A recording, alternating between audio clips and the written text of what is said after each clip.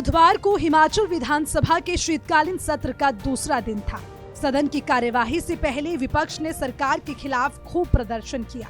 भाजपा के विधायक विधानसभा की कार्यवाही से पहले हाथ में गोबर लेकर प्रदर्शन करते नजर आए और गोबर खरीद की योजना को लेकर सरकार को कहा कि सरकार को उसकी गारंटियां हम याद दिलाते रहेंगे। दूसरे दिन हम दूसरी गारंटी पर आए हैं।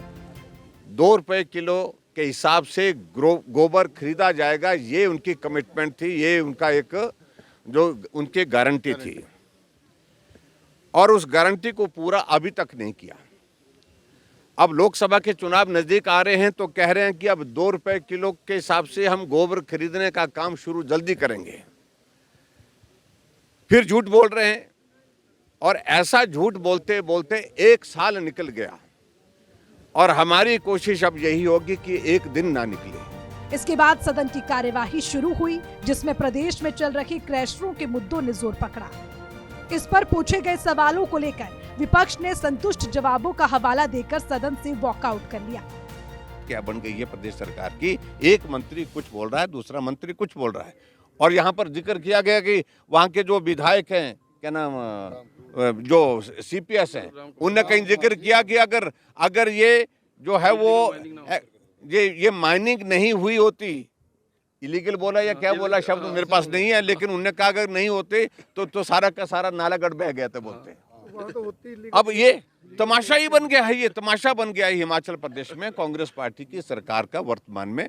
इसलिए हम कह रहे हैं मंत्री कुछ कह रहा है, मुख्यमंत्री कुछ कह रहे हैं कि कम से कम आप जवाब एक जैसा तो दो और जवाब वो दीजिए जिसके पीछे हकीकत है, सच्चाई है।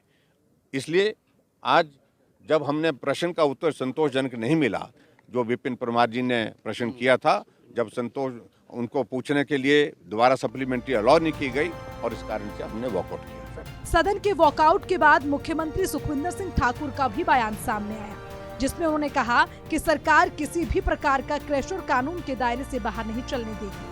बगैर कानून के क्रैशरों को बंद करवा दिया जाएगा। जब घोटाले करती है कोई पार्टी तो उसमें हल्ला होता ही है।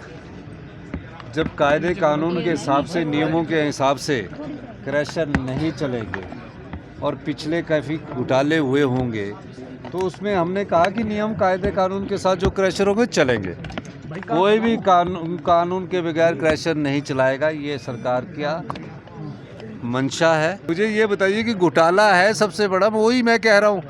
अगर वो, मैंने तो ये कहा, उन्होंने पूछा कि बंद क्यों किए, मैंने बोला डिजास्टर के कारण जो ब्यास नदी में हुआ। फिर उनको मैंने बताया कि उन्होंने बोला कि नुकसान क्या हुआ, तो मैंने बोला 7 करोड़ रुपया पर ईयर के हिसाब से 22 माइनिंग लीज ऑक्शन हुई। कितनी हुई? 22।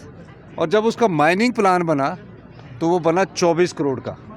तो ऑक्शन हुई 7 करोड़ की, 10 साल के लिए माइनिंग लीज दे दी। मैंने कहा कि जो 7 करोड़ की माइनिंग लीज आपने हर साल 7 करोड़ देना है, उस आदमी को तो 24 करोड़ देना चाहिए माइनिंग प्लान के हिसाब से, क्योंकि माइनिंग प्लान के हिसाब से उसने कितना मीट्रिक टन माल उठाना है, उसकी 80 रुपये रॉयल्टी के हिसाब से पैसा देना चाहिए।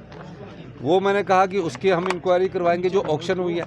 जो क्रैशर कैप्टिव में चल रहे थे उस बारे में हमने बात की।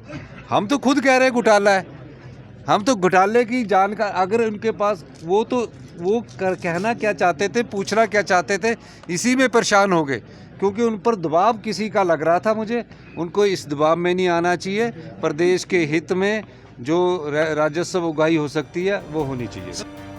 ये तो जांच का विषय है कि किस तरह से कितने क्रैशर प्रदेश में चल रहे हैं और सरकार की भी जिम्मेदारी है कि खनन माफिया पर शिकंजा कसे, जिससे आने वाले समय में खनन के क्षेत्र में चल रही धांधली पर लगाम लगाई जा सके। सूर्या समाचार के लिए धर्मशाला से मृत्युंजय पुरी की रिपोर्ट।